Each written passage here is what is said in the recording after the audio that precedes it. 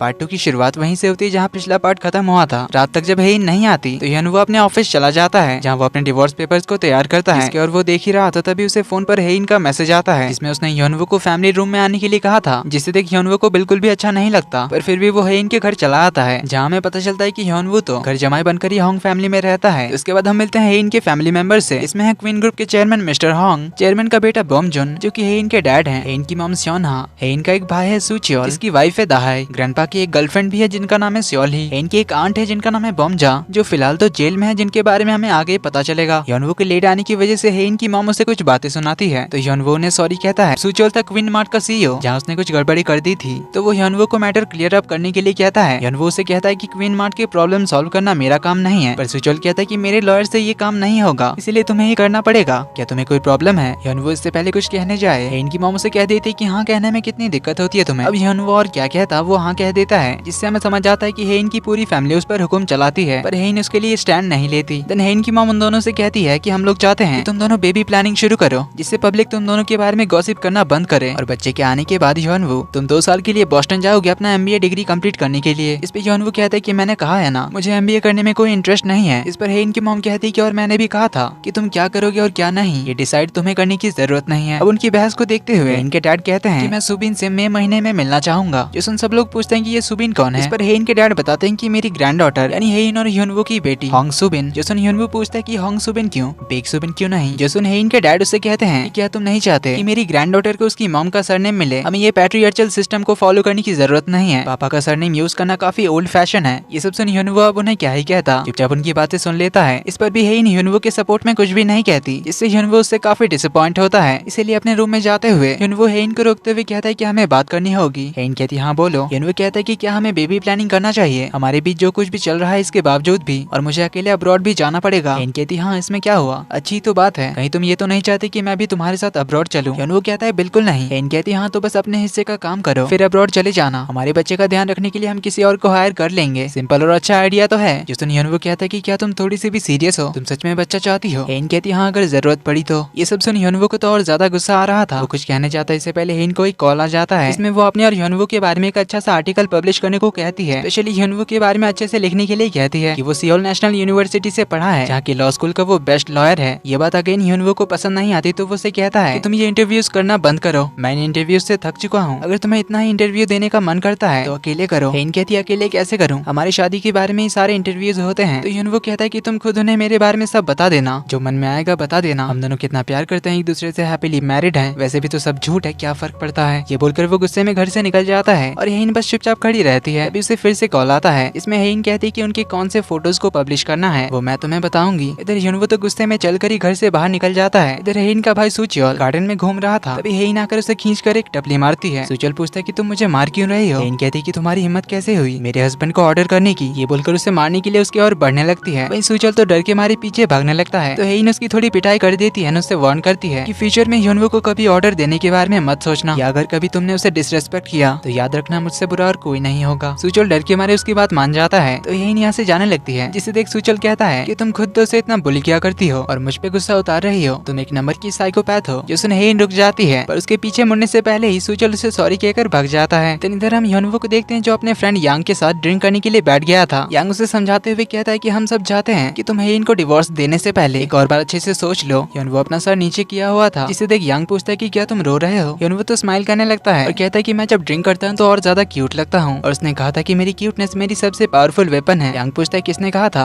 ह्योनवो कहता है कि हेइन ने कहा था। हेइन का नाम लेते ही उसके चेहरे से हंसी गायब हो जाती है, और इन 3 सालों में उसने जो कुछ भी झेला है वो सब बताते हुए ह्योनवो तो एकदम रो ही पड़ता है। बताता है कि उसने कहा था कि मैं क्यूट हूँ। यांग कहता है कि बस कर जा, अब ज्यादा हो रहा है। ह्योनवो तो रोते हुए कहने लग जाता है कि मैं इतना क्यूट क्यों हूँ, मेरी क्यूटनेस से वो इम्प्रेस क्यों हुई, मैंने उसका दिल क्यों धड़काया, और पता नहीं मुझे भी उससे प्यार क्यों हुआ, जिस वजह से मैंने अपनी खुद की लाइफ बर्बाद कर ली है। अगर मैं क्यूट नहीं होता तो वो मुझसे शादी नहीं करती, पता नहीं गॉड ने मुझे इतना क्यूट क्यों बनाया। यांग कहता है कि चल अब बहुत हो गया, घर चलते हैं, मेरी वाइफ भी घर पर वेट कर रही होगी। ह्योनवो तो और जोर से रोते हुए कहने लग जाता है कि मुझे घर नहीं जाना है, तू चला जा। यांग कहता है तुझे इस हालत में छोड़कर कैसे जाऊं। ह्योनवो कहता है कि तू चला जा, मुझे कोई ना कोई आकर सही सलामत घर पहुंचा देंगे। यांग पूछता है कौन ले जाएगा। ह्योनवो कहता है कि वो लोग कहीं आसपास ही होंगे। तभी उसकी नजर पड़ती है थोड़ी दूर बैठे 2 आदमियों पर, तो वो यांग को उन्हें दिखाते हुए कहता है कि वो दोनों मुझे घर पहुंचा देंगे। यांग कहता है कि तुझे कुछ ज्यादा ही चढ़ गई है, कोई अनजान लोग तुम्हें क्यों ले जाएंगे। ह्योनवो कहता है देखना चाहेगा। ये बोलकर वो उड़ जाता है, तो वो दोनों भी उड़ जाते हैं। ह्योनवो के बैठने पर वो दोनों भी बैठ जाते हैं। इस तरह 2-3 बार वो उठता बैठता है तो ये 2 आदमी भी उसके साथ उठते बैठते हैं, जिन्हें देखकर यांग हैरान रह जाता है। देन वो उसे बताता है कि मैंने जितनी बार भी इनसे डिवोर्स लूं या नहीं ये डिसाइड करने के लिए पत्तियां तोड़ी है, जवाब में हर बार नहीं ही आता है। यांग कहता है कि तो समझ लो किस्मत भी तुम दोनों को अलग नहीं होने देना चाहती। वो अपना रोना कंटिन्यू रखता है, कहता है कि इस दुनिया में कोई भी मेरे साइड नहीं है, इवन एक पत्ती भी मेरे साइड नहीं है। अब उसका रोना धोना देखकर यांग भी अपनी कहानी सुनाने लग जाता है, क्योंकि उसकी वाइफ भी हमेशा उस पर काफी गुस्सा करती है। यूनवू कब उसके लिए बुरा लगता है तो उसे कहता है कि जा भाई तू घर चला जा, वरना बेकार में तुझे भी अपनी वाइफ से डांट पड़ेगी। ये बोलकर वो अकेले ही रोने लग जाता है। फिर कुछ देर बाद वो अकेले ही चलते हुए घर की ओर जाने लगता है, ये चिल्लाते हुए कि कौन कहता है कि प्यार खूबसूरत होती है, इस प्यार ने मेरी लाइफ का वाट लगा रखा है। तभी वो उन दोनों को अपने पीछे आते हुए देखता है तो वो उन दोनों से कहने लगता है कि अबे जाओ ना तुम दोनों, मैं क्या अब शांति से रोते हुए घर भी नहीं जा सकता। जिसने वो दोनों दूसरी ओर जाने लगते हैं तो यूनवू सैड सॉन्ग गाता हुआ घर की ओर जाने लगता है। तो घर पहुंचकर वो हेइन के रूम की ओर आने लगता है। हेइन भी जाग रही थी, जो यूनवू के पैरों की आवाज सुनकर अपने रूम के दरवाजे के पास आती है, ताकि अगर यूनवू दरवाजा नॉक करे तो वो खोल सके। इधर यूनवू काफी देर तक हेइन के रूम के बाहर ही खड़ा रहता है, पर वो उसके रूम में नहीं जाता। पीछे लौटकर वो अपने रूम चला आता है। उसके रूम का दरवाजा बंद होने की आवाज सुनकर हेइन भी अपने बेड पर वापस आ जाती है। इससे हमें ये बात तो समझ आती है कि दोनों अब भी एक दूसरे से प्यार तो करते हैं। तो हेइन अपने लैपटॉप में यूनवू की ही फोटोज देखने लगती है। यूनवू का स्माइल करता हुआ फोटो देख वो रियलाइज तो करती है कि उसने कितने टाइम से यूनवू को अपने सामने स्माइल करता हुआ नहीं देखा। वहीं अगले दिन यूनवू जेल आता है हेइन की आंट बॉम्जा से मिलने के लिए, जहाँ हमें पता चलता है कि बॉम्जा की 3 शादी हो चुकी है, पर सबको उसने कुछ ही टाइम बाद डिवोर्स दे दिया था। इसने कंपनी के पैसों का घोटाला किया था। इसके बारे में चेयरमैन को पता चल गया था, इससे बॉम्जा को लगा था इस बारे में चेयरमैन की गर्लफ्रेंड यानी कि सोली ने चेयरमैन को बताया होगा, इसीलिए बॉम्जा ने सोली पर अटैक कर दिया था। इससे गुस्सा होकर चेयरमैन ने बॉम्जा को जेल में डलवा दिया था, पर अब उन्हें बॉम्जा की तबीयत की फिक्र हो रही थी, इसीलिए उन्होंने यूनवू को यहाँ उनकी बेल कराने के लिए भेजा था। तो आज ही हेइन की ग्रैंडमा यानी चेयरमैन की वाइफ का डेथ एनिवर्सरी था, तो उनकी मेमोरियल सर्विस पे सभी लोग आए थे। यहाँ हमें चेयरमैन के सबसे बड़े बेटे बॉम्सियो के बारे में पता चलता है। इसका अपने डैड यानी चेयरमैन के साथ झगड़ा होने की वजह से अब्रॉड चला गया था, और आज वो भी मेमोरियल सर्विस में आने वाला था। इसी के साथ होंग फैमिली के सारे सन इन लॉज आए होते हैं, क्योंकि होंग फैमिली का ये ट्रेडिशन था कि मेमोरियल सर्विस में होंग फैमिली में जितने भी सन इन लॉज हैं वो सभी मेमोरियल सर्विस की तैयारी करते हैं, स्पेशली सारा खाना बनाते हैं। तो हेइन और सुजोल के जितने भी सारे कजिन्स थे उन सबके हस्बैंड्स एंड इवन यूनवू भी उनके साथ मिलकर सारी तैयारी कर रहा था, जहाँ हमें पता चलता है कि होंग फैमिली के सारे सन इन लॉज का सेम हाल था। सभी लोग इस होंग फैमिली से बहुत परेशान थे, लेकिन इन सभी को यूनवू के लिए ज्यादा बुरा लगता था, क्योंकि ये सभी तो हेइन के दूर के कजन सिस्टर्स के हस्बैंड्स थे, पर यूनवू तो इस पूरे क्वीन ग्रुप के सीईओ का हस्बैंड था, इसीलिए उसे कितना कुछ झेलना पड़ता होगा। तो यूनवू उन सबको गॉसिप छोड़कर काम में ध्यान देने के लिए कहता है। इधर चेयरमैन की गर्लफ्रेंड सोली भी पहुंच जाती है, जिन्हें यहाँ कोई ज्यादा पसंद तो नहीं करता था, और चेयरमैन की वजह से कोई उन्हें कुछ कह भी नहीं पाता था। तो कुछ ही देर में मेमोरियल सर्विस शुरू होती है, लेकिन उसी के दौरान बॉम्जा एंट्री मारती है, जो आते ही यहाँ पर हंगामा शुरू कर देती है। स्पेशली उसे अपने डैड यानी चेयरमैन की गर्लफ्रेंड से प्रॉब्लम थी। वो तो यहाँ चिल्ला चिल्ला कर कहने लग जाती है, इसी सोली ने हमारी मॉम को मारा है और तुम लोग इसे मेरी मॉम की मेमोरियल सर्विस में कैसे एंट्री दे सकते हो। वो अपने डैड अपने भाई से यही सब कहने लग जाती है। इनके डैड उसे समझाते हैं कि हमारी मॉम की डेथ हार्ट अटैक से हुई है, मिस सोली की वजह से नहीं हुई, पर बॉम्जा अपनी जिद पे अड़ी रहती है कि वो हार्ट अटैक भी इसी की वजह से आया था, हमारी मॉम को इसी ने मारा है। बॉम्जा अपने मॉम के भाई यानी कि अपने मामा से कहती है कि आपको मेरी बातों पर बिलीव करना ही होगा कि आपकी लाडली बहन को इसी सोली ने मारा है। मामा जी भी उसे बताते हैं कि हमारी फैमिली में सभी को हार्ट की प्रॉब्लम थी और एक नॉर्मल हार्ट अटैक से ही उनकी मौत हुई है। तो इनके डैड उसे शांत कराते हैं और इस मेमोरियल सर्विस को कंटिन्यू रखते हैं। चेयरमैन का बड़ा बेटा गेट के बाहर ही था, जिसे ऊपर से चेयरमैन देखकर कहते हैं कि ये बस यहाँ पे नाटक करने आया है, इसे बस यहाँ आकर अपनी फोटो खिंचानी थी, जिससे हमें समझ आता है कि इन दोनों का अच्छा खासा झगड़ा हुआ है। अब आज ही यूनवू के डैड का बर्थडे था, लेकिन इस मेमोरियल सर्विस की वजह से